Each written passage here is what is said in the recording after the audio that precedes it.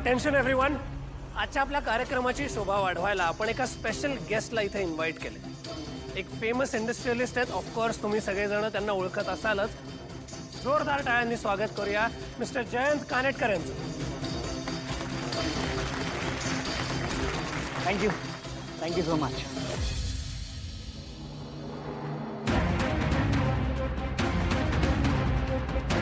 काय जयंत कार्यक्रमाचं उद्घाटन करणार आहे म्हणजे तू पुढचं गाणं ऐकायला सुद्धा थांबणार।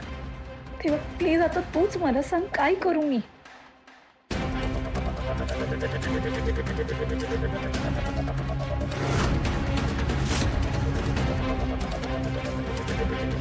सर आपले टोटल 50 स्टॉल्स आहेत आणि तुमच्या हस्ते उद्घाटन झाल्यावर आपण आता तिथेच जाऊया।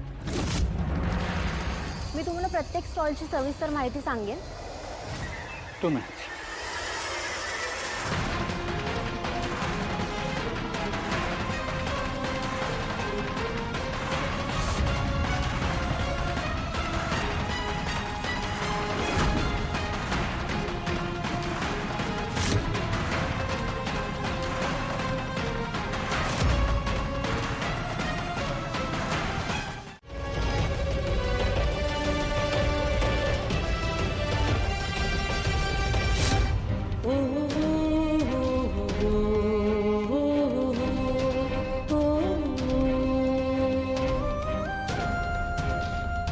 इकडे बघ, इकडे बघ।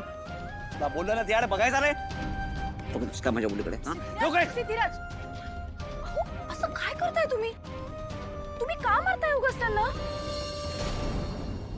माझ्या मुलीला त्रास देण्याचा प्रयत्न करतो, मी काय गप्पा बसणार आहे? आनंदी, सिद्धिराज, हो असं काही नाही झालंय। मी आता स्वतः आनंदीशी बोलले, तिने मला सगळं सांगितलंय। तुमचा काहीतरी गैरसमज होतोय। आनंदी, भावना काय बोलते? ऐक, नेमकं काय झालं? त्यांनी खरंच काय नाही केलं मला, पण त्यांची दाढी आणि मिशी आणि ते रडत होते ना, म्हणून मला त्यांची खूप भीती वाटते। झालं तुमचं समाधान? आनंदी, ठीक आहे, पण आपण असं नाही मागायचं। तू जाऊन त्यांना सॉरी म्हणून ये। मी जातो सॉरी बोलायला। ये दादा, माफ करा, मी जरा भावनेच्या भरात जास्तच बोलून गेलो तुम्हाला।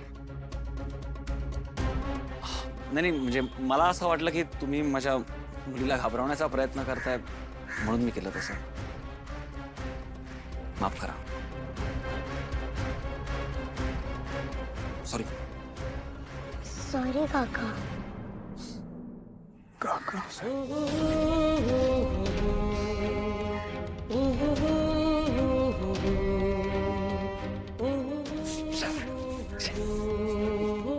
झालं, ठीक आहे आता सगळं झालं, आम्ही दोघे सॉरी बोललो, काळजी नको। आता चला, स्टॉलवर कोणी नाहीये तिकडे। चला चला, मस्त मस्त मिसळ आली आणि मोदक सुद्धा आणले तुझ्यासाठी, माहितीये का?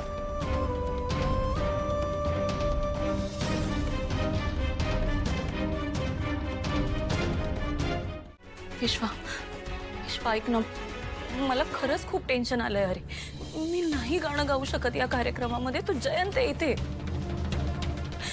मला खूप भीती वाटते। मी काय म्हणते, आपण जाऊयात ना इथून प्लीज। जानू, डोंट वरी, तो नाही ओळखणार तुला। विश्वा, तू एक गोष्ट विसरतोयस का? अरे नवरा आहे माझा तो। जरी त्याला आता वाटत असलं ना मी या जगात नाहीये, मी मेलीये, पण ज्या क्षणी तो माझा आवाज ऐकेल ना, त्या क्षणी ओळखेल रे तो मला। तुला काय ही गोष्ट कळत नाही? ऐक ना, मला घेऊन चलतो इथून, आपण जाऊया तिथून प्लीज। जानू, असं किती दिवस गाणं अवॉइड करत राहणार आहेस तू? सांग ना, कधी ना कधीतरी तुला हे फेस करावंच लागणार आहे। So why not today? ते काही नाही, तुला हे आज टाळता येणार नाहीये, तुला आज गावंच लागणार आहे। विश्वा ऐक ना माझं, मी काय सांगते तुला। म्हणजे या मुलीला तिचं सत्य तिच्या नवऱ्यापासून लपवून ठेवायचंय तर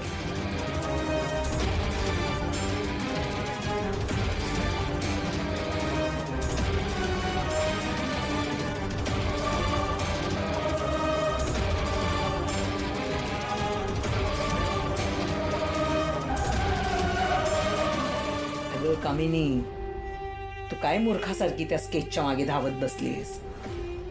जरा डोकं चालवलंस ना तर अन्नपूर्णेची नात हिच्यातच दिसेल ना. हिलाच जर त्या म्हातारीची नात म्हणून समोर उभं केलंस तर सगळा विषय इथेच संपेल ना. आणि राहिला प्रश्न या मुलीचा, तरी स्वतःच्याच नवऱ्यापासून लपत फिरतीये. काय डाव सुचलाय तुला? अरे शेवटी कामिनीचा डाव म्हणजे वर्मावर घाव.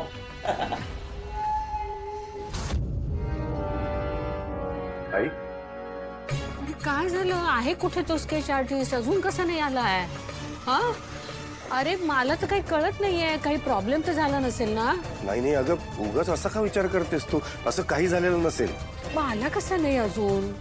तू फोन लाव ना त्याला. फोन लावून बघ कुठपर्यंत पोहोचलाय, काय झालंय विचार तरी त्याला. मी करतो फोन.